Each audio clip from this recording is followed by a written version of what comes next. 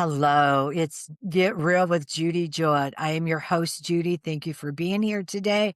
We are continuing the month of November that has to do with Egyptian gods and goddesses, however you want to say. It's very interesting. And these happen to be master teachers that are ancient, that have been here from the beginning of time. And that would be Isis, which is known as Isis. That would be Osiris and Thoth, and they came straight from the creator of all there is, the great one. And all is pure love. And it's the God that I knew existed even as a child, but it wasn't necessarily the picture painted to me, for me, because the God I know is not angry or controlling. It's all about free will. But let me go on and just get started with Isis. Advice from a mother who's ancient and ageless. 10 lessons to live your life to the fullest. My greetings to you. I am Isis. I am what you would consider an ageless being that exists in pure light. I bring my greetings to all those beautiful beings of earth. Each of you is as a glorious flower, and yet I think that some of you have forgotten that you're so beautiful. I am indeed corporeal like you. I have hands. I have all the features. Am I a human of earth? No. Am I the god? No. Am I a goddess? My beloved Osiris will say yes. Humans, those we taught long ago, considered us to be the gods. If you had a visitor from the future and all of the technologies from your future were brought to you even now, you would wonder if they were the gods, because we put them up on a pedestal and we think they know it all, right? That's the gods and the goddesses. Well, perhaps for us, we never claimed to be as such. We're merely teachers. And each of you is a teacher. 10 lessons. Lesson number 1. Remember this. Your words, even your body language, is a teacher to those who will listen. Make sure that those messages come through loudly and clearly, that you are a person of integrity. I never thought about body language being a teacher. Did you? And it is so true. It's the body language. It's the tone of voice. It's how we use it. We are showing others something. We're teaching something. And I love it. We have to make sure our lessons, our messages are loud and clear with integrity. Lesson 2. There are many reasons that, of course, you could love yourself and love the process of your body. I believe that what defines an individual has been turned into a parade of perfect individuals at the age of 21 or 18. And this is how you must look your entire life. And so one must put things to their face. They must immediately have surgeries, and again, and again, and again. And there are many reasons that, of course, you could love yourself and love the process of the body. And choosing as myself to be ageless, loving the progress of time and your opportunity to live through these days, through these beautiful, wonderful days of this time. For this is a glorious time to be alive. If there is no self-love or very little, then of course it is not possible, indeed, to truly accept the self. Think about your own life, how you were raised. What did your mom say about your body? What did your friends say? What did TV say? What did you grow up listening to? I was talking to a friend and she was saying that her mother was talking about it's all about beauties. It's all about looks. You can get whatever you want if you have the looks and the beauties. You don't need the brains. You just need the looks. So think about that. If you were told that as a child, and as you mature and you grow and you see a wrinkle or a gray hair, or you start putting on weight, what is happening to your self-esteem? It's going out the window. Or if your parents said, cover up, don't let anybody see your body, how are you going to feel about your body? What are you going to do in your body if you are overweight and you've been raised on commercials and listening to a mother or a grandmother say, tuck your tummy in. Oh, you better wear this. Do not wear stretch pants. You better do this. You better do that. Think about your self-talk. How do you talk about yourself? What do you think about you? Be honest with yourself. There's no shame in it. It's okay. Just recognize that what Jesus is talking about is self-love. To look in the mirror and just love you. Just love your body. Just love the way you look. As you age, be okay with the changes because we know it's what's inside that really counts. Lesson 3.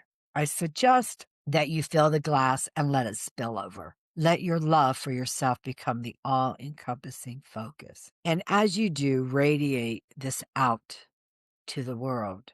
For indeed, when one is, as they say, I have empty glass, then how do you fill the rest? You see half empty, half full, and it's still unfortunately fulfilled. Okay, so what do you think about this lesson? Let your love for yourself become the all encompassing focus. It doesn't mean we're selfish, it just means sometimes we have to put ourselves first. We have to think about what do I need? What do I need to have my glass overflowing with water? Do I need to spend more time by myself? Do I need to write? Do I need to just sit in nature? Do I need to meditate and go within? Do I need to take a trip by myself? Go do something for you. Do I need to go splash in the beach or in the ocean? I'm sorry, splash in the ocean.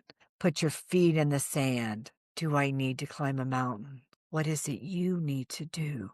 Let your love become the all-encompassing focus. Many individuals have been taught not to love themselves because it is selfish. I am encouraging you to be about yourself, to be selfless, to love yourself, to make your choices based on what honors you. If it is something you really want to do, do it. If it's not something you want to do, but yet think you have to, think twice. Think about it. Whether it is what you eat, whether it is what you put on your face, whether it is what you wear, what you choose for your life experiences, and what you will allow others to say and do. For I promise you that when you love yourself, those who would bully will not be.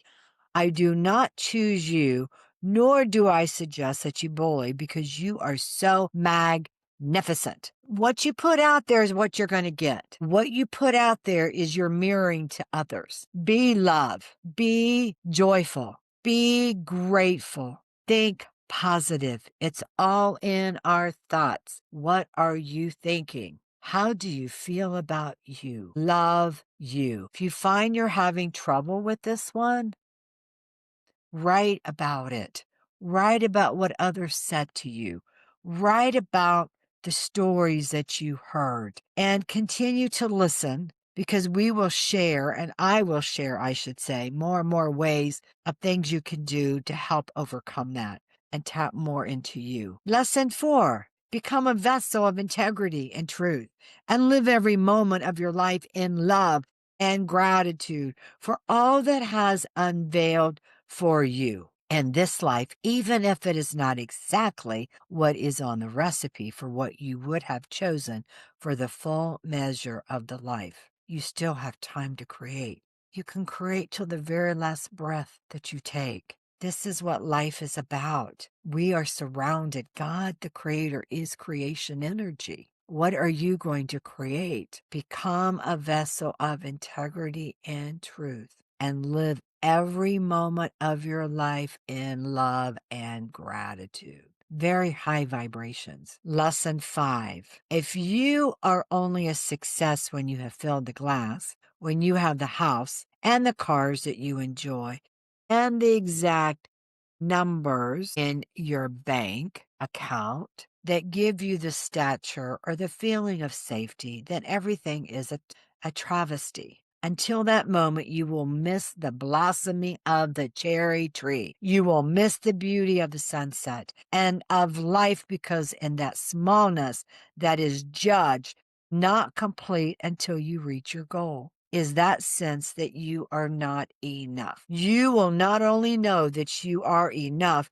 you will know that you are more than enough. You will be extraordinary. Extraordinary is extraordinary. Well, that is more than ordinary. Lesson 6. Think about what you are doing as to never put yourself in danger. I suggest that humble acceptance of self, of the radiance of that which flows from you, which is unconditional love, and reminding you that when you love yourself, when there is self love, the desire to put yourself in danger, taking substances that will harm you, whether it's food, sugars, chemicals, or unsafe situations, diminish. At the same time, self love will hold you in the hands of safety and security when excitement things could be dangerous. Lesson 7. Fear is your enemy. If you are to ever have one, it is fear. Fear beats lack of hope, lack of sense that you're not enough to complete what is your birthright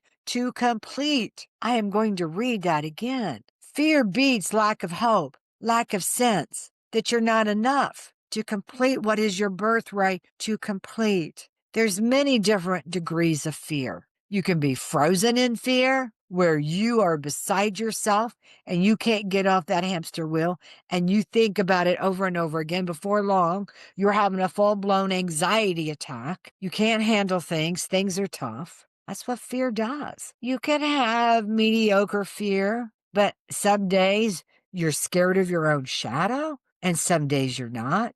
Some days you get on the sidelines, you stay on the fence, you can't make up your mind because of acceptance, because you want to be loved and approved, but something is stuck. There's something that is going around and around. What Isis is saying is get back to gratitude, get back to love. And I'm going to also remind you to say, angels, angels everywhere, stop, drop, and roll. And I'm also going to remind you that you can say cancel. And you look for the positive. It's all in our thoughts, our patterns, our imprints. Success is taking a breath in every moment, pausing and considering what is good in your life. Humble yourself to the truth of your magnificence within this life, whatever position you are in. Lesson 8. When all of the dots are connected, how much of life have you missed out seeing? Look outside the windows. How many times have you read in an automobile through beautiful spaces of nature and had great conversations with one another and never seen the beautiful landscapes that are there? Be present, converse, enjoy the conversation. Allow yourself to be a part of lesson 9. To remember that when you love yourself, you can experience this life and everything that it offers in a richness that is beyond what you have been taught to believe that you deserve. Take a deep breath. Remember that when you love yourself, you can experience this life and everything that is offered in a richness that is beyond what you have been taught to believe that you deserve. Lesson 10. Deserve? What is that word? You deserve it all. And when you love yourself, you won't forget about the word deserve because you either deserve it or you don't. In non-duality, you are a full, open glass spilling over your love. Thank you, Isa.